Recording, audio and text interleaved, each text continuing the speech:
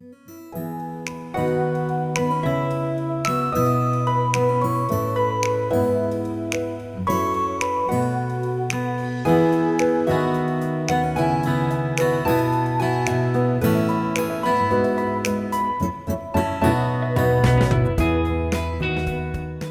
bien, esta noche vamos a hablar acerca de la importancia de la Biblia como la revelación de Dios. Yo no sé cuántos han leído toda la Biblia, han leído una parte de la Biblia, leen su Biblia o nunca han leído la Biblia. Pero es importante que nosotros conozcamos la Biblia como la revelación de Dios. En el libro de Segunda de Timoteo 3 o la carta de Segunda de Timoteo 3 16 al 17 dice la palabra de Dios. Toda la escritura es inspirada por Dios, útil para enseñar, para redarguir, para corregir, para instruir en justicia, a fin de que el hombre de Dios sea perfecto, enteramente preparado para toda buena obra. Es interesante, aquí hay varias palabras importantes. La escritura es inspirada por Dios, útil para enseñar, para redarguir y para instruir en justicia. La frase inspirada por Dios, toda la escritura es inspirada por Dios, es central para entender la autoridad y la naturaleza de la Biblia. La palabra fue inspirada, que se traduce del término griego tepaneustos, que literalmente significa soplada por Dios o objeto de la acción del soplo de Dios. Y el soplo de Dios, pues nosotros lo podemos interpretar como el Espíritu Santo que sopla esa palabra. La escritura no son solo palabras o ideas humanas, sino tiene un origen divino.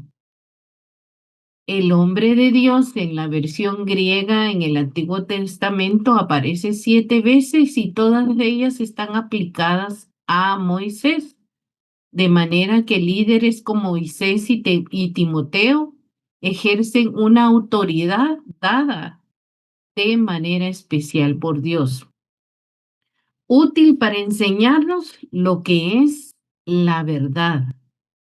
Ustedes saben que la verdad también es un nombre de Dios. La escritura proporciona una instrucción doctrinal. Número 2, también la escritura nos hace hacer ver lo que está mal en nuestra vida. Nos corrige, nos confronta, nos dice en qué estamos equivocados. La Biblia actúa como un espejo, si nosotros lo permitimos, exponiéndonos el pecado y el error en nuestra vida. Y esta reprensión no está destinada a condenar, sino a llevarnos al arrepentimiento y a una transformación. También la palabra nos enseña a hacer lo correcto. Dios la usa para preparar y capacitar a su pueblo para que haga toda buena obra. Y también nos guía de regreso al camino correcto, ofreciéndonos la sabiduría y la instrucción de cómo vivir. Bueno, la Biblia sin duda es un texto de profunda importancia histórica para la humanidad, con un contenido espiritual y cultural para millones de personas en el mundo. Sin embargo, su verdadero valor no radica de manera sustancial en su hecho literario como libro. La riqueza de la Biblia consiste en el carácter esencialmente religioso y espiritual de su mensaje, producto de esa inspiración divina y un reflejo del registro de la relación de Dios con el hombre o la humanidad. que la convierte en un libro sagrado por excelencia, tanto para el pueblo de Israel como para la iglesia cristiana. La Biblia fue traducida en más de 3.000 idiomas. Es el libro más vendido y distribuido en la historia. Más de 5.000 millones de copias han sido distribuidas a nivel mundial cada año. Perdón, a nivel mundial. Y cada año se venden entre 80 y 100 millones de ejemplares. En esta colección de libros, la ley se presenta como una ordenación divina, como lo podemos ver en Éxodo 20, donde nosotros encontramos los 10 mandamientos. Por ejemplo, dice, no tendrás dioses ajenos delante de mí. No te harás imagen ni ninguna semejanza de lo que está arriba en el cielo, ni abajo en la tierra, ni en las aguas, ni debajo de la tierra. No te inclinarás a ellas ni las honrarás, porque yo soy Jehová tu Dios fuerte y celoso, que visito la maldad de los padres sobre los hijos hasta la tercera y cuarta generación de los que me aborrecen, y hago misericordia a millares. Honra a tu padre y a tu madre para que tus días se alarguen sobre esta tierra. No matarás, no cometerás adulterio, no hurtarás. Todas esas ordenaciones están en Éxodo 20. También en el Salmo 119, si nos vamos al Salmo 119, voy a estar moviéndome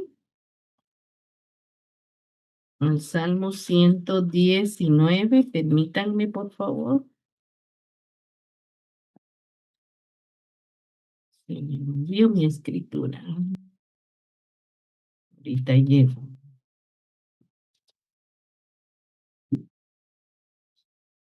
Bueno, ustedes saben que el Salmo 119 tiene 176 versículos. Y en ese salmo dice, bienaventurados los perfectos en sus caminos, los que andan en la ley de Jehová. Bienaventurados los que guardan sus testimonios y que con todo el corazón le buscan, pues no hacen iniquidad, ¿verdad? Bueno, enséñame, oh Jehová, tu camino. Este salmo es grande y todo trata sobre la palabra, la enseñanza que tiene la Biblia y cómo la Biblia es el camino, la verdad y la vida. También en esto, la colección de libros de la Biblia nos habla de los profetas y tienen la conciencia de ser portadores del mensaje de Dios. Tenemos los profetas mayores y los profetas menores. Ellos tenían que decir algo, tenían que anunciar algo, un acontecimiento, algo que Dios les indicaba que tenían que hacer. Y los escritos señalan que la verdadera sabiduría se encuentra en Dios y en su origen. Y eso también lo podemos ver en Proverbios 8, 22 al 31. Y habla de que Jehová me poseía en el principio, ya de antiguo antes de sus obras. Enteramente tuve el principado desde el principio. Antes de la tierra, antes de los abismos fui engendrada, antes que fuesen las fuentes de las muchas aguas, antes que los montes fuesen formados, antes de los collados ya había sido yo engendrada. Entonces vemos que en estos escritos señalan que la sabiduría se encuentra en Dios antes que todo fuera creado. También estadísticamente tiene un alcance global la Biblia, ya que ha sido traducida a más de 3.000 idiomas y es uno de los libros más leídos y estudiados y citados en todo el mundo. De todos los libros que la humanidad ha conocido, ninguno ha ejercido tanta influencia como la Biblia, ya que es considerada la palabra de Dios y constituye una guía espiritual y moral. Es una fuente de fe, es una fuente de esperanza, es una base doctrinal de la fe cristiana. La Biblia no es solo un libro cualquiera, es la revelación de Dios al ser humano. Dios se va a revelar a nosotros a través de las escrituras. y contiene enseñanzas, contiene promesas, contiene advertencias, contiene mensajes que guían a la vida espiritual del creyente. También la Biblia ofrece enseñanzas prácticas sobre cómo vivir con sabiduría, con amor, con justicia, con humildad, con fe. Ayuda a las personas a tomar decisiones en su vida, decisiones morales, a afrontar el sufrimiento, a perdonar, a reconciliarse. Bueno, tiene mucha información la Biblia y mucha enseñanza que darnos, a vivir con esperanza. Yo no sé usted, pero nosotros tenemos una esperanza gloriosa en Jesucristo. Él dijo que iba a preparar lugar para nosotros.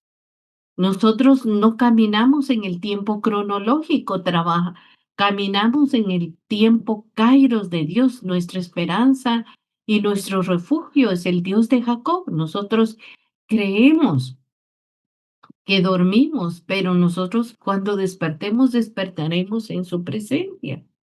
También la Biblia ha influido en las leyes y en los sistemas de justicia. Y quiero darle un ejemplo de eso. Por ejemplo, ¿en qué forma la Biblia ha influido en las leyes y en los sistemas de justicia? Por ejemplo, en Éxodo 20:13 dice, no matarás. Y la aplicación legal en este mandamiento se convirtió en un principio fundamental del derecho penal. El homicidio está prohibido y es severamente castigado en casi todos los sistemas jurídicos del mundo. En muchos países, esta norma se incorporó desde los códigos legales basados en la ley mosaica.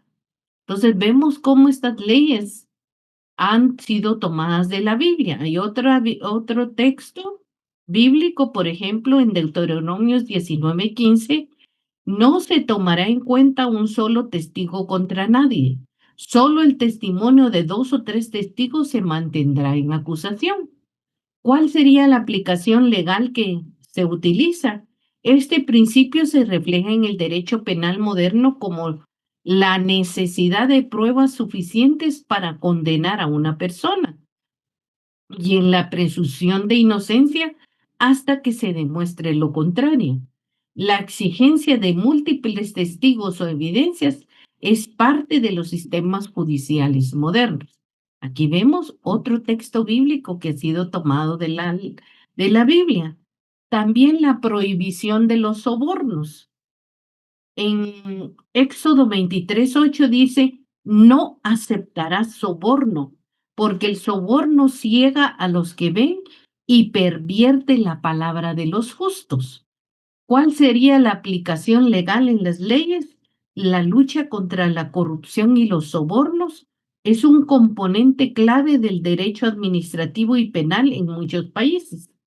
Las leyes modernas que penalizan el soborno encuentran un claro antecedente en este texto bíblico, promoviendo la imparcialidad judicial y la integridad. Entonces vemos cómo también las leyes, aquí les di 3 ejemplos de cómo las leyes la han aplicado en el sistema de justicia. También la Biblia ha influido en las artes, en la música, en la literatura, en la educación, en los derechos humanos. Muchos valores que se consideran universales, como la dignidad humana o la compasión, tienen raíces bíblicas. Bueno, sobre ellas se han escrito millares de estudios. Autores famosos han tomado de ellas temas para sus obras.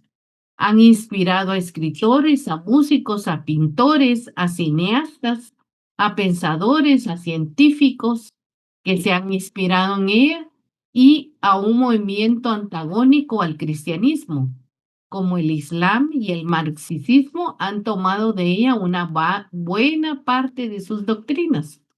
Completa o en parte se ha traducido a más de 1000 idiomas y brinda la base doctrinal a centenares de iglesias en culturas y situaciones diversas.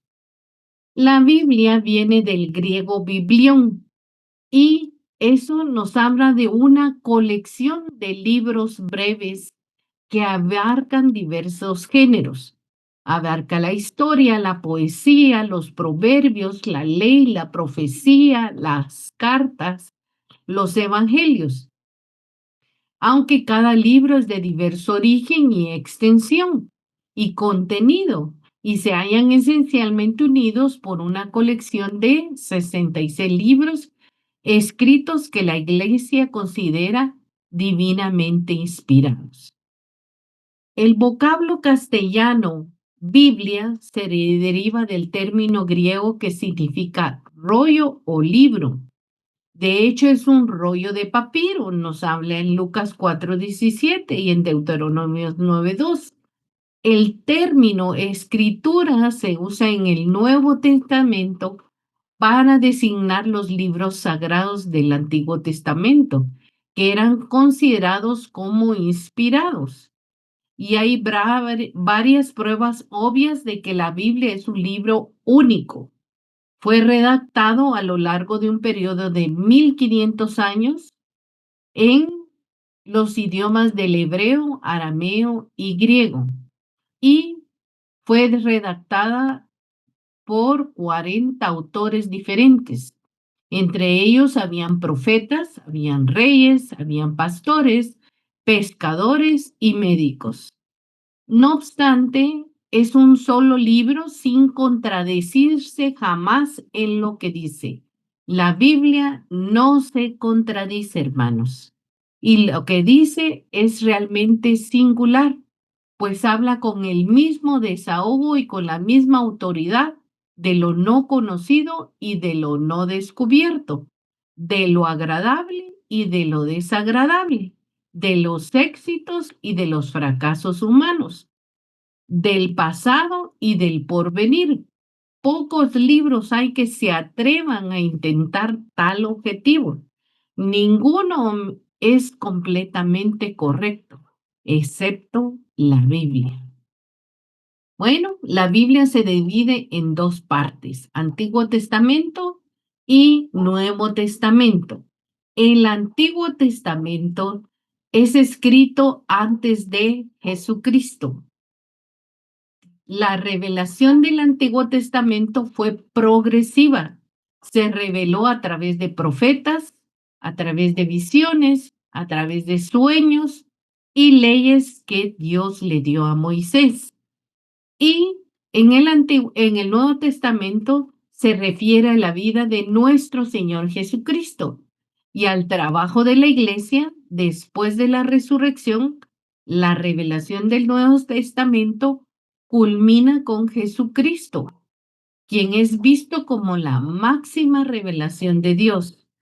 Casi todo el Antiguo Testamento se escribió en hebreo, aunque algunas porciones están en arameo, el idioma que se hizo común entre los judíos pocos siglos antes de Cristo.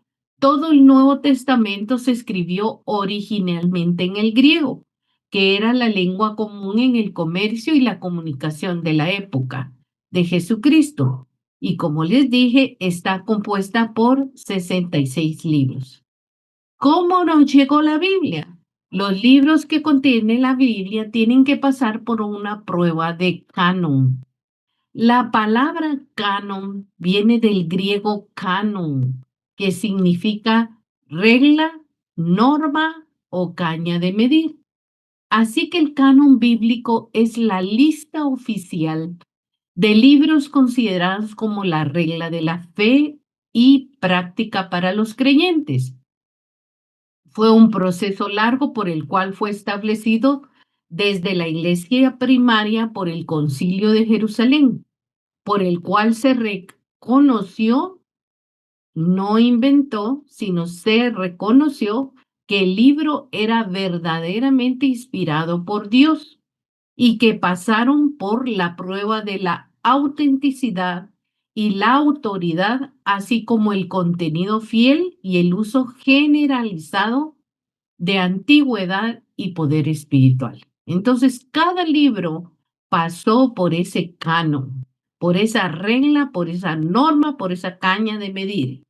Ejemplo, algunos estudiantes son inteligentes antes de que se sometan a un examen, pero las pruebas van a demostrar lo que si él estudió y si él sabe y va a experimentar lo que él aprendió por medio de esa prueba. Del mismo modo, ni la iglesia ni los concilios hicieron canónicos o auténticos ningún libro. El libro ya era auténtico cuando fue escrito. Los libros reconocidos quedaron coleccionados en lo que hoy llamamos la Biblia. Bueno, hay libros que fueron libros apócrifos. Ellos no pasaron el canon. Entre ellos tenemos Esdras, que tiene, en Esdras existían 3 libros, en Macabeos, Tobías, Judith, Sabiduría, Eclesiástico y Baruch. ¿Qué criterios usaron para reconocer estos libros canónicos? Número 1, la autoría apostólica o profética. Número 2, la conformidad con la doctrina. Número 3, el uso general en las iglesias. Número 4, la antigüedad y el origen apostólico. Y número 5, la inspiración y la autoridad espiritual. Ahora, cuando nosotros hablamos de los criterios canónicos, la autoría apostólica y profética fue escrito por, quería decir que fue escrito por un apóstol o un profeta o alguien cercano a ellos. Ejemplo, los evangelios fueron aceptados porque estaban ligados a los testigos directos de Jesús. En lo que respecta al Antiguo Testamento, esto significa que la autoridad del legislador, el profeta o el líder de Israel. Con respecto al Nuevo Testamento, el libro tuvo que ser escrito o respaldado por un apóstol. Por ejemplo, Pedro fue el aval de Marcos y Pablo lo fue de Lucas. Ahora, de conformidad con la doctrina. El contenido del libro estaba en armonía con la enseñanza recibida de Jesús y de los apóstoles. Se rechazaron los libros que con herejías o contradicciones con el mensaje cristiano central. El uso general de las iglesias. Se usaban ampliamente en la adoración, en la enseñanza y en la vida de la iglesia primitiva. El veredicto de las iglesias en cuanto a la naturaleza canónica de los libros fue importante.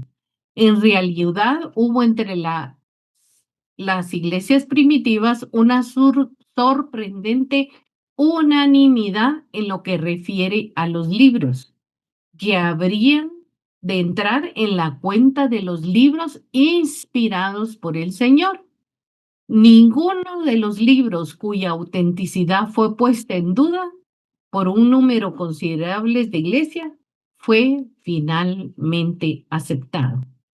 Bueno, otra cosa que vio el canon fue la antigüedad y el origen apostólico.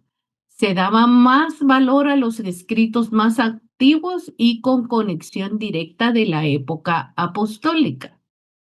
También la inspiración y la autoridad espiritual. El libro mostraba la evidencia de ser inspirado por Dios y tener poder espiritual. ¿Por qué es importante el canon que se le pasó a los libros de la Biblia? El canon asegura que los cristianos estén basados en escritos confiables, inspirados y coherentes con la fe apostólica. También los protege con libros falsos o doctrinas erróneas o añadidos humanos. Para entender mejor la Biblia, un entendimiento adecuado depende de 2 factores. Número 1, la obra iluminadora del Espíritu Santo. Y número 2, el trabajo exegético del propio lector. O sea, el trabajo investigativo, el deseo de conocer, de consultar sus libros o su diccionario bíblico o sus libros cuando uno busca una explicación más exhaustiva de un texto bíblico.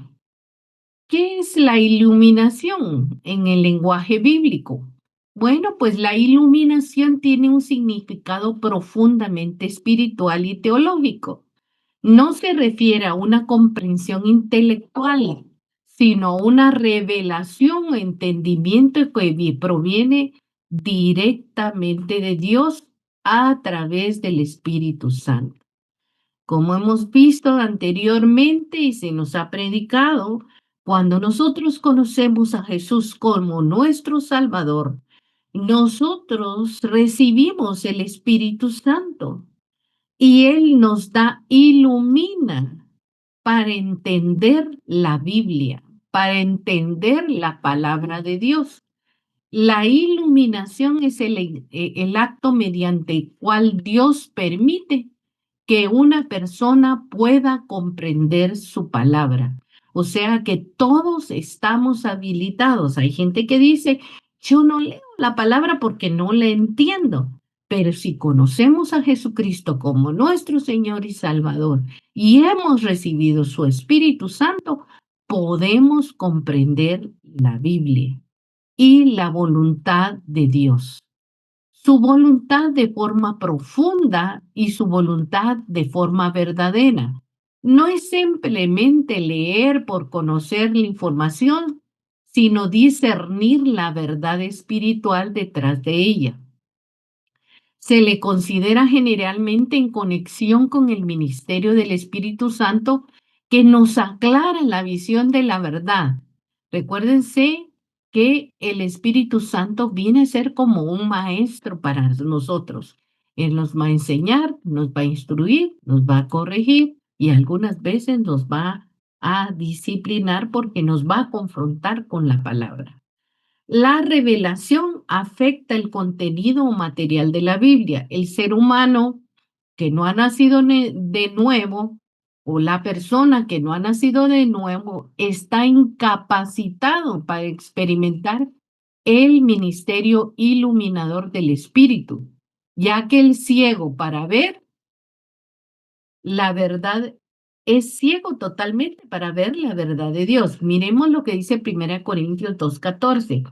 Pero el hombre natural, dice, no percibe las cosas que son del Espíritu de Dios, porque para él son locura, y tampoco las puede entender porque tienen que discernirse espiritualmente. Esto no significa que no puedan aprender nada de los hechos de la Biblia, sino que tienen por locura lo que ellos la conocen o conocen de ella. Por otra parte, el creyente se le ha prometido esta iluminación del Espíritu Santo en Juan 16:12-15 y en 1 Corintios 2:9, como está escrito, las cosas que ningún ojo vio, ningún oído escuchó, ni han penetrado en el corazón de hombre, son las que Dios ha preparado para los que le aman. Por lo que podemos ver que el Espíritu Santo es el maestro, tutor y guía con su presencia para la vida del creyente. Es una garantía efectiva en su ministerio. El contenido de su función docente abarca toda la verdad, como dice Juan 16:13. Eso incluye un entendimiento de la profecía. Las cosas que habrán de venir las vamos a entender, porque Él nos revelará la verdad. El objetivo de la iluminación del Espíritu Santo es glorificar a Cristo, que conozcamos al Señor.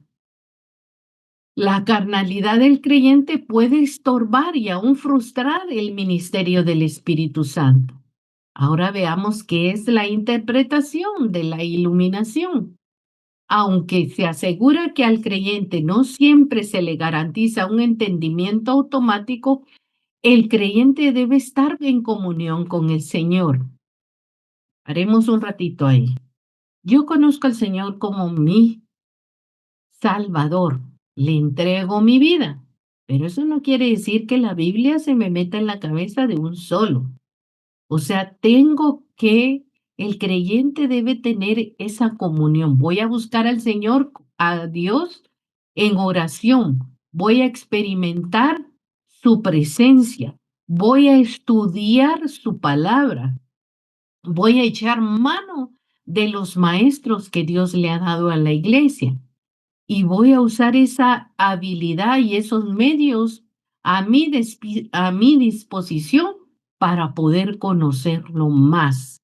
O sea que de nosotros también depende la acción de conocer la palabra de Dios y de echar mano de las enseñanzas. Al asistir a la iglesia, yo aprendo de lo que predican en la iglesia. Voy a los textos bíblicos y voy adquiriendo esa iluminación por medio del Espíritu Santo. El principio básico de la interpretación es interpretar lisa y llanamente, de manera más sencilla, la palabra de Dios. Evitamos usar así que el término literal por ocasionar connotaciones que han de ser corregidas. Este tipo de interpretación incluye los siguientes conceptos. Interpretar de una manera sencilla, entender la palabra de Dios, significa en un sentido histórico y gramatical, porque nosotros entendemos que la Biblia tiene un contenido histórico. Por ejemplo, cuando dice que no pasa un camello en el ojo de la aguja, no estaba refiriéndose a la aguja que nosotros usamos para coser, sino era un espacio que había donde solo podía pasar como un callejón, digamos, en nuestro buen Chapín, donde solo pasaba una persona. Entonces lo tenemos que entender en el sentido histórico y gramatical. También hay una interpretación que no excluye el uso de las figuras de dicción. Detrás de todo hay una figura, un significado claro, y esto es lo que buscamos. También léase siempre entendiendo el contexto del versículo o la porción. Hay que leer el texto y el contexto para poder entender la Biblia. Hay predicadores que dicen, no es necesario que abra su Biblia, les vamos a dar el versículo. Pero lo correcto es que nosotros vayamos al versículo y lo leamos. Es posible que en algún momento él se equivoque y esté sacando de contexto el texto. Por eso es que es prudente leer lo que precede siempre al versículo y leer el versículo que queremos leer también, el texto y el contexto y lo que sigue. Téngase en cuenta también el progreso de la revelación. Recuerde que la Biblia no bajó del cielo de una vez como un libro completo, sino que Dios lo fue dando como por entregas, por partes, a diferentes escritores a lo largo de esos 1600 años. Esto significa que en el proceso de revelar su mensaje a los hombres, Dios pudo añadir y aún cambiar en una época lo que había dado en otra. En el Nuevo Testamento añade mucho que no fue revelado en el Antiguo Testamento. Además, lo que Dios reveló como obligatorio en un periodo en el Antiguo Testamento, puedo abrogarlo en el Nuevo Testamento. La prohibición de comer carne, por ejemplo, de cerdo, antes era obligatorio para el pueblo de Dios. Ellos tenían prohibido comer la carne de cerdo, pero ya en el Nuevo Testamento, Dios levanta esta prohibición. También a esperarse que la Biblia use un lenguaje impresionante o extraordinario.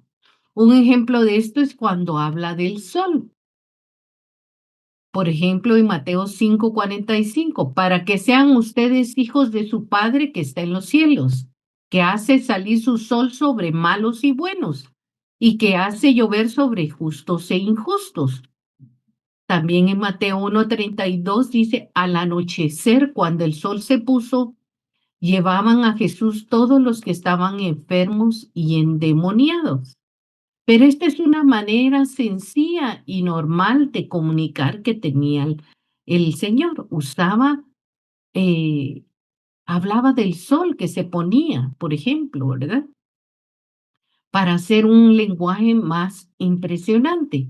Al interpretar la Biblia también téngase también en cuenta su división en distintas partes.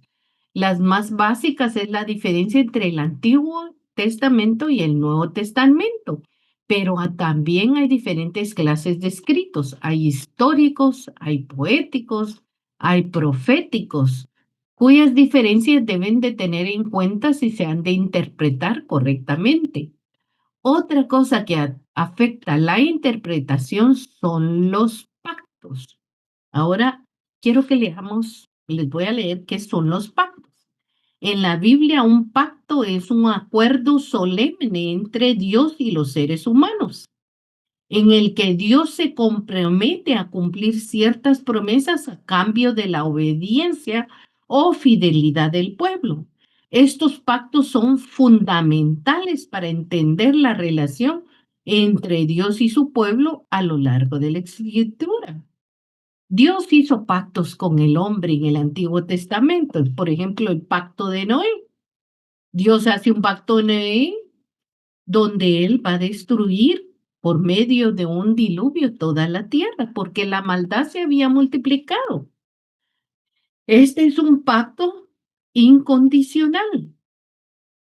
También existe el pacto de Abraham. Dios promete hacer a una Abraham una nación grande, darle la tierra de Canaán y bendecir a todas las naciones a través de su descendencia.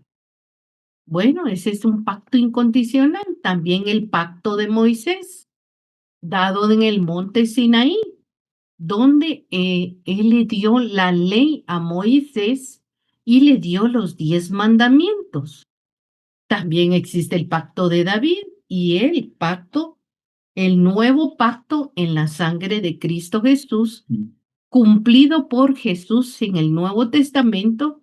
Dios pondrá su ley en el corazón de cada persona, perdonará sus pecados y establecerá una relación con cada creyente. Ese es el nuevo pacto.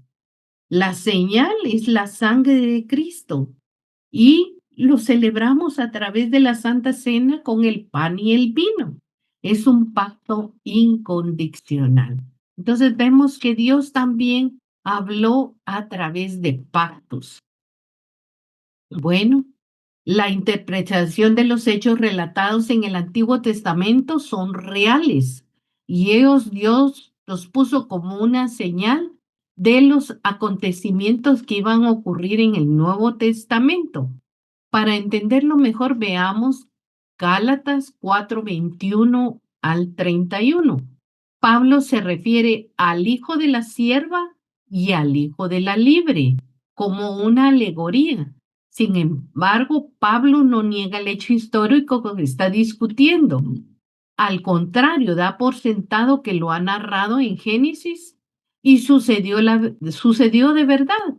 Y a esto se añade un acontecimiento histórico, un sentido simbólico. Nosotros somos hijos de la esclava, no somos hijos de la esclava, sino somos hijos de la libre. Y aquí está hablando de Agar y de Sara, ¿verdad? Así es que cuando hemos leído podemos entenderlo muy bien. Otro ejemplo es en 1 Corintios 10:1 al 11. Pablo interpreta la situación histórica de Israel en Éxodo como un hecho real, que es prefigura de la vida de la iglesia. Muy bien, también la Biblia nos da revelación. En el griego, apocalipsis, o sea, acción y efecto de correr el velo, que encubría lo desconocido. Eso es revelación, correr el velo. En la Biblia se usa casi exclusivamente en relación con Dios, de modo que se convierte en un término teológico. Solo Dios mismo puede revelarnos los misterios de su ser y de sus obras. Entonces, ¿se recuerdan? La iluminación la hace el Espíritu Santo y la revelación viene solo de Dios mismo. Solo Él puede revelar sus misterios de su ser y de sus obras. En el lenguaje bíblico, la revelación es el acto mediante el cual Dios da a conocer su voluntad, su carácter, sus planes a los seres humanos. Es una comunicación divina que va más allá de lo que el ser humano podría descubrir por sí mismo. Por ejemplo, Deuteronomios 29:29. Las cosas secretas pertenecen al Señor nuestro Dios, pero las reveladas son para nosotros y para nuestros hijos para siempre, para que cumplamos todas las palabras de esta ley. En Amós 3:7 dice, lo cierto es que nada hace el Señor sin antes revelarlo a sus siervos los profetas. Entonces la palabra revelación designa el acto de correr el velo, en el sentido que Dios da a conocer a los hombres algo que Él quiere. Bueno, hay muchas cosas que nunca conoceríamos a no ser por la revelación divina. Juan 1:18 dice, a Dios nadie lo vio jamás. Quien lo ha dado a conocer es el Hijo unigénito que está en el seno del Padre.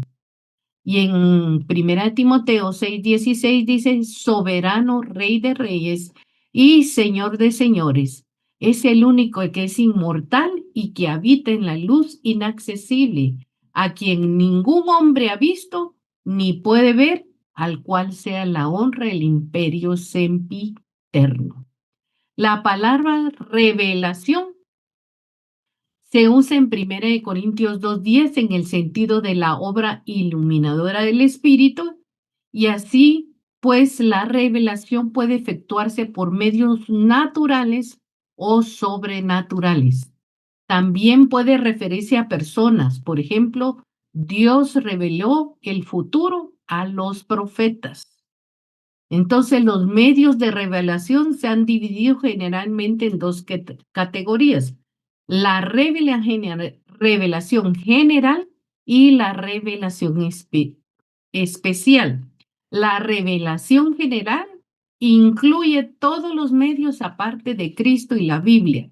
Esto es la revelación a través de la naturaleza, a través de su comportamiento providencial del hombre, así como la preservación del universo, la naturaleza moral del ser humano. La revelación especial es la que nos ha llegado por medio de Cristo, ¿verdad? ¿Qué se entiende por inspiración? La revelación concierne al material o contenido por el medio cual Dios se descubre a sí mismo, y la inspiración concierne al registro del contenido de la inspiración. Por ejemplo, soplar en algo. Según Timoteo 3:16 dice, el vocablo que suele traducirse por inspirada significa soplada por Dios. En otras palabras, estos versículos sencillamente dicen que toda esta escritura es producida por Dios. Dios dirigió, pero no dictó el material. Usó autores humanos con sus propios estilos y expresiones personales.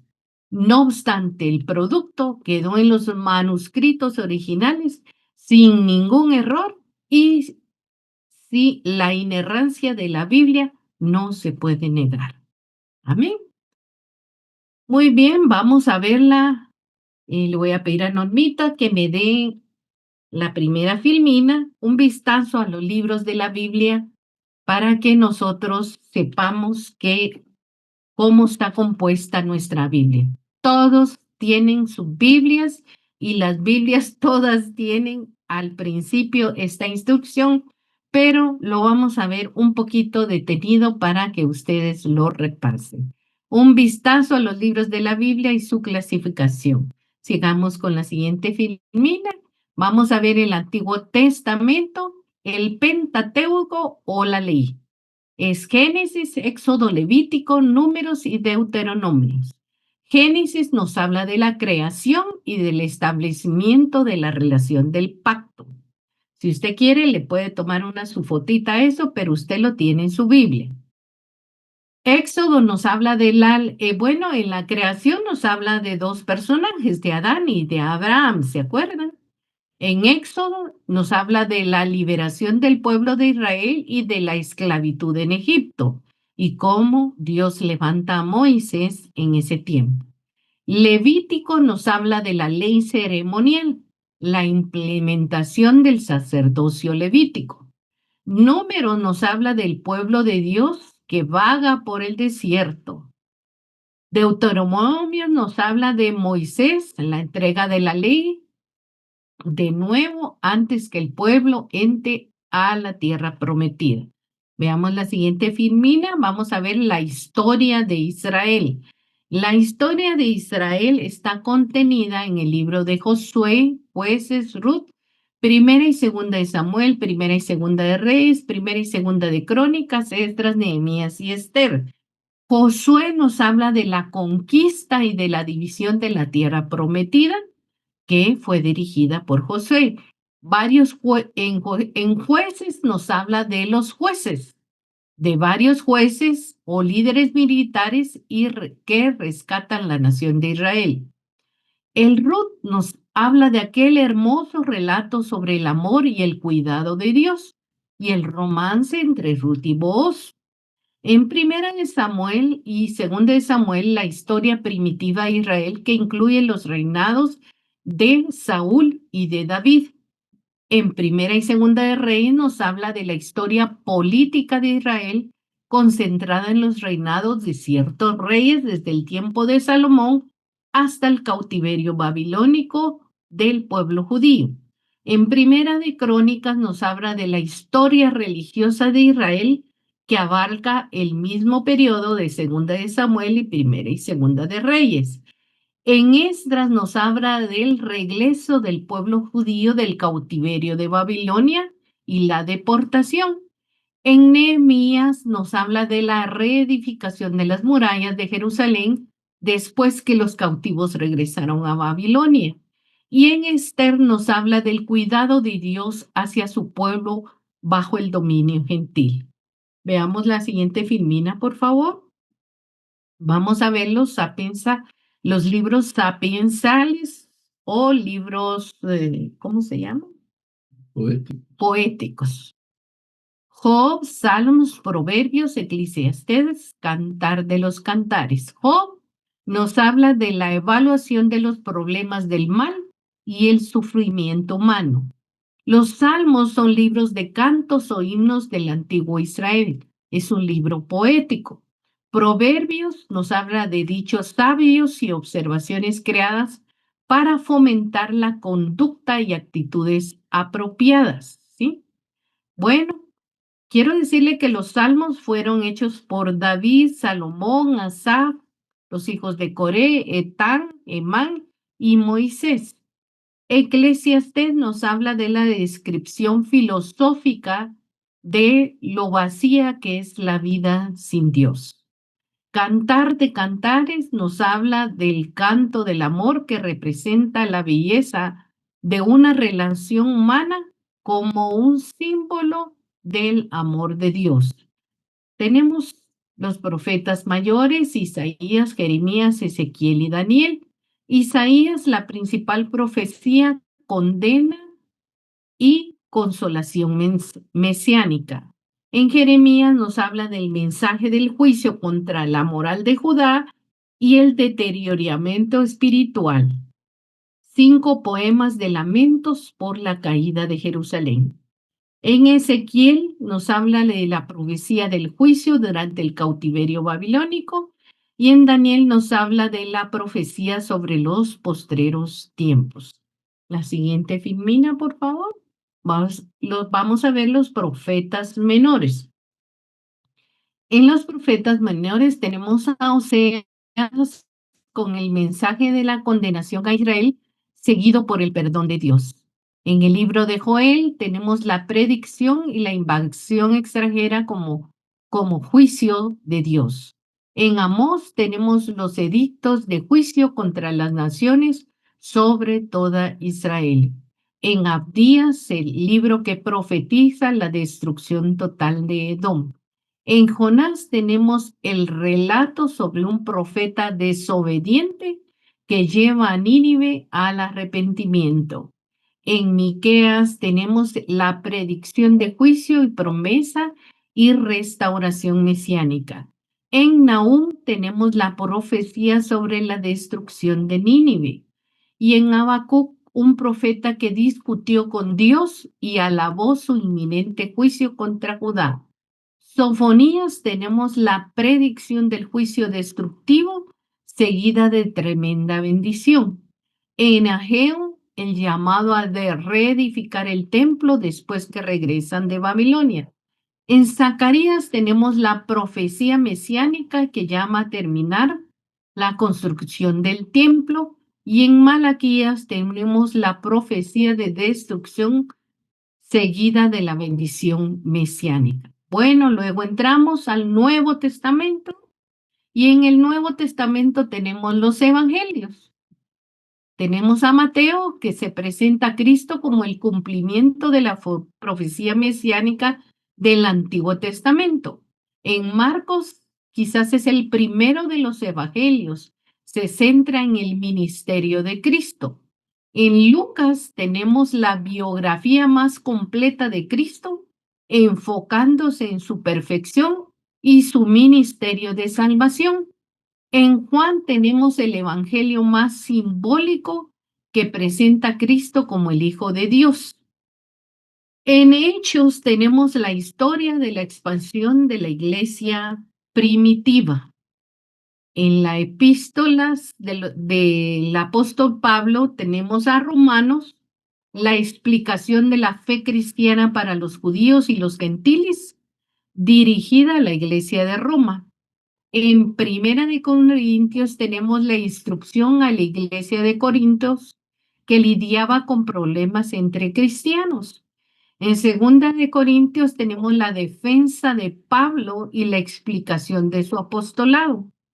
En Gálatas tenemos la importancia de la necesidad de la justificación por la fe antes que por las obras. En Efesios tenemos la carta de la iglesia de Efeso explicando la posición del creyente en Cristo. En Filipenses tenemos la carta gozosa a la iglesia de Filipos que relata la fe triunfante de Pablo durante su encarcelamiento. En Colosenses, con la consideración de la supremacía de Cristo, escrita a la iglesia de Colosa. En Primera y Segunda de Tesalonicenses tenemos la instrucción de la iglesia de Tesalónica sobre la venida del Señor. En Primera y Segunda de Timoteo tenemos los manuales de liderazgo para el joven pastor de Efeso. En Tito también tenemos el manual de la conducta cristiana para líderes de la iglesia, escrita a un joven pastor en Creta. En Filemón tenemos la petición por la unidad cristiana y el perdón del esclavo fugado Onésimo. Bueno, en las epístolas generales tenemos a Hebreos con la presentación de Jesucristo como sumo sacerdote dirigida a los creyentes judíos. En Santiago tenemos a las instrucciones prácticas para el cristianismo aplicado. En Primera de Pedro tenemos a Pedro que consuela y anima a los cristianos que sufren. En la Segunda de Pedro tenemos la advertencia de Pedro contra los falsos maestros. En Primera de Juan tenemos un recordatorio de Juan sobre la plenitud de la humanidad de Cristo y en Segunda de Juan tenemos la carta de aliento y aprobación de Juan. También en Tercera de Juan tenemos la nota personal del aprecio de Juan para Gallo. Y en Judas tenemos una fuerte advertencia contra los falsos maestros. Y en Apocalipsis tenemos la profecía de aliento sobre los días finales y el triunfo definitivo de Dios. Amados hermanos, espero que usted haya tenido más amplitud en lo que representa su Biblia. Y quiero decirle que la Biblia es un libro preciosísimo, inspirado por Dios, que tiene revelaciones de nuestro Salvador. Es ilógico que nosotros nos llamemos cristianos y no leamos las Escrituras.